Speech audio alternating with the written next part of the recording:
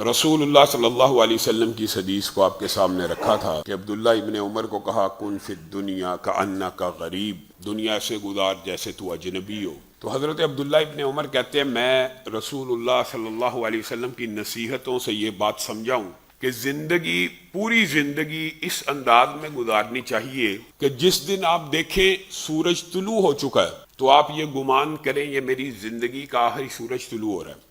اور جس دن سورج غروب ہوتا دیکھیں تو اس بات کا گمان کریں کہ یہ میری زندگی کا آخری سورج غروب ہو رہا ہے۔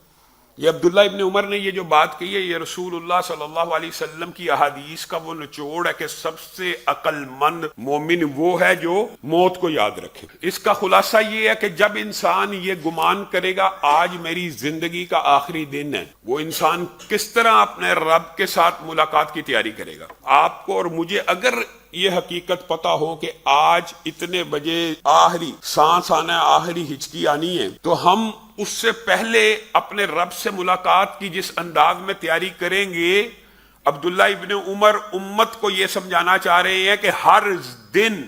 جس دن سورج طلوع ہوتا ہے، اگر تم یہ گمان کرو گے کہ آج دنیا سے چلے جانا ہے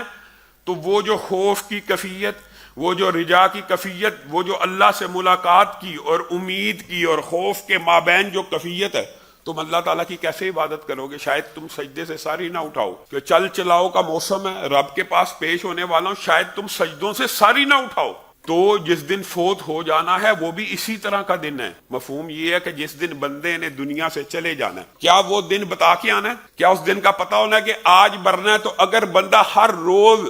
سورج کے طلوع ہونے پہ یہ گمان کرے گا کہ آج زندگی کا آخری دن ہے، تو اللہ کے فضل و رحمت سے وہ جس دن بھی فوت ہوگا امن اور امان کے اندر، ایمان کی حالت میں دنیا سے جائے گا۔ اگر ہر دن کے بارے میں یہ سوچ کے اٹھے گا آج آخری دن ہے، آج آخری رات ہے، اور یہی بندہ مومن کا وتیرہ ہے۔ اور اس کی وجہ جو ہے،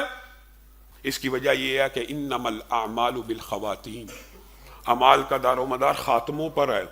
انسان ساری زندگی ہو سکتا ہے کہ نیک عمل کرتا رہے، موت سے قبل کچھ ایسے الفاظ، کچھ ایسے اعمال کہہ لے کہ بیڑا غرق ہو جائے، اور ایسا بھی ہو سکتا ہے کہ ساری زندگی وہ ایمان کی کیفیت نہ ہو، مرنے سے پہلے ایمان کی، ایقان کی، اللہ کے اوپر، اللہ کی رحمت کی امید کے اوپر کچھ ایسے الفاظ کہہ دے کہ سیدھا جنت میں داخل ہو جائے۔ اور یہ واقعات متعدد ہیں، ایک نہیں ہے۔ اور اسی لیے رسول اللہ صلی اللہ علیہ وسلم نے اپنی احادیث کے اندر، صحابہ نے، ائمہ نے اس بات کی تلقین کی ہے کہ ہر بندہ، ہر مسلمان کو یہ چاہیے کہ وہ حسن خاتمہ کی دعا کرے۔ اللہ تعالی ہم سب کا خاتمہ بالخیر فرمائے۔